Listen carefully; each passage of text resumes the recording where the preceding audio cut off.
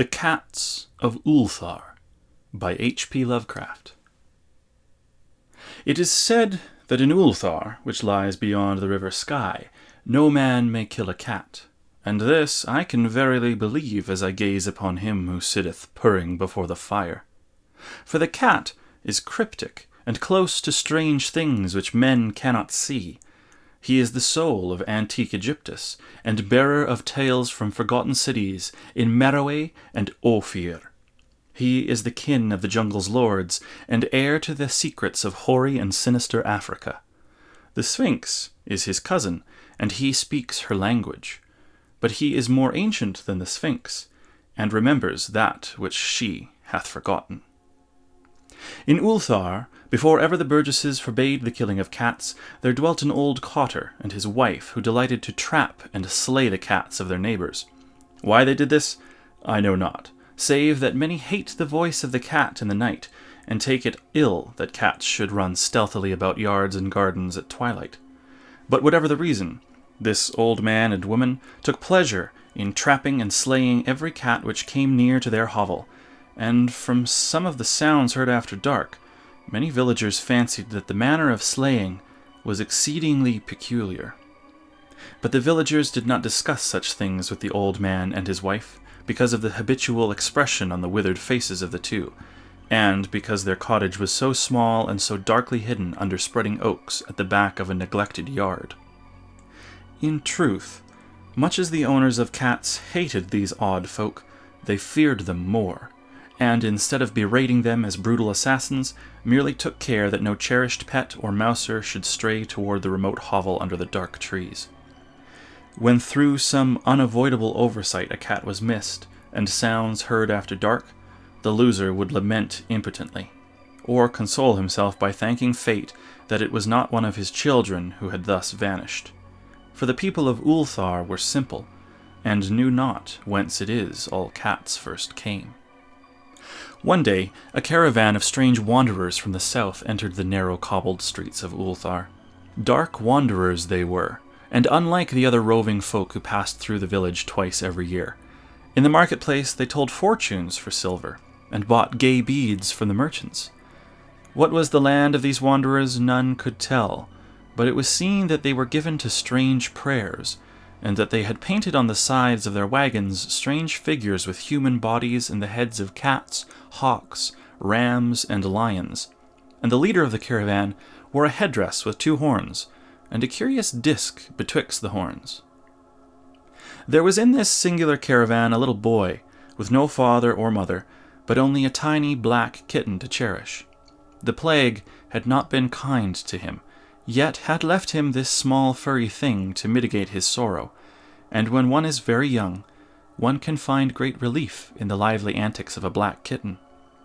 So, the boy whom the dark people called Menace smiled more often than he wept as he sat playing with his graceful kitten on the steps of an oddly painted wagon. On the 3rd morning of the wanderer's stay in Ulthar, Menace could not find his kitten, and as he sobbed aloud in the marketplace, certain villagers told him of the old man and his wife, and of sounds heard in the night. And when he heard these things, his sobbing gave place to meditation, and finally to prayer. He stretched out his arms toward the sun and prayed in a tongue no villager could understand, though indeed the villagers did not try very hard to understand, since their attention was mostly taken up by the sky and the odd shapes the clouds were assuming. It was very peculiar, but as the little boy uttered his petition, there seemed to form overhead the shadowy, nebulous figures of exotic things, of hybrid creatures crowned with horn-flanked discs. Nature is full of such illusions to impress the imaginative. That night, the wanderers left Ulthar and were never seen again, and the householders were troubled when they noticed that in all the village there was not a cat to be found.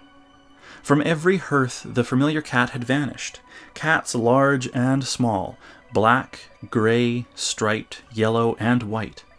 Old Crannon, the burgomaster, swore that the dark folk had taken the cats away in revenge for the killing of Menace's kitten, and cursed the caravan and the little boy. But Nith, The lean notary declared that the old cotter and his wife were more likely persons to suspect, for their hatred of cats was notorious and increasingly bold.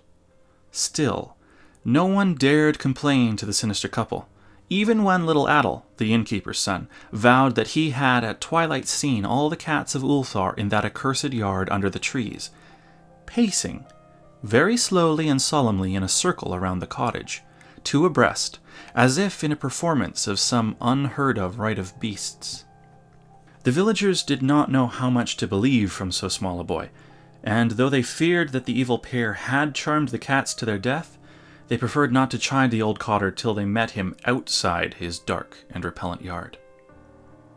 So Ulthar went to sleep in vain anger, and when the people awoke at dawn, behold, every cat was back at his accustomed hearth. Large and small, black, grey, striped, yellow, and white, none was missing. Very sleek and fat did the cats appear, and sonorous with purring content. The citizens talked with one another of the affair, and marveled not a little. Old Crannan again insisted that it was the dark folk who had taken them, since cats did not return alive from the cottage of the ancient man and his wife. But all agreed on one thing, that the refusal of all the cats to eat their portions of meat or drink their saucers of milk was exceedingly curious. And for 2 whole days the sleek, lazy cats of Ulthar would touch no food, but only doze by the fire or in the sun.